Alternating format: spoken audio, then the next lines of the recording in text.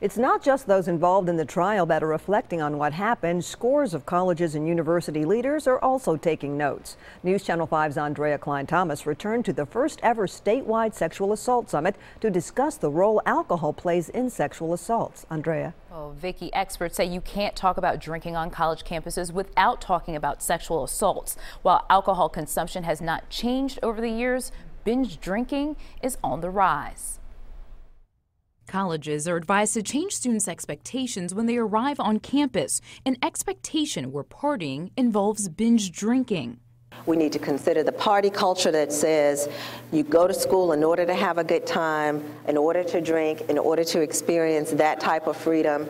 At the Sexual Assault and Relationship Violence Summit, university administrators from across the state learned how alcohol and sexual assault often intersect on college campuses. But don't be confused. Making a distinction between casual sex with the influence of alcohol that may be regretted later versus sexual assault, which is where consent was not given. The lack of consent is what defines assault or rape. And consent can only be given when both individuals are enthusiastically agreeing to what is occurring. Dr. David Lisak says often the drunk victim was targeted as a victim before they ever took a sip of alcohol. The psychologist stressed that alcohol does not cause rape, and it's unrealistic to expect college students not to drink.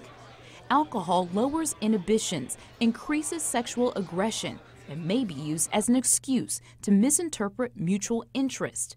As a Vanderbilt trial demonstrated, it's not a defense for assault. We don't want to blame the victim. We don't want to blame an individual who has been drinking, who has even passed out. It should not be that person's responsibility to ensure that they are not sexually assaulted. Colleges and universities are rethinking their entire approach to this issue. This summit helps us come up with those ideas that we can go back about training, education, investigations. And the Vanderbilt trial shows how much more work still needs to be done.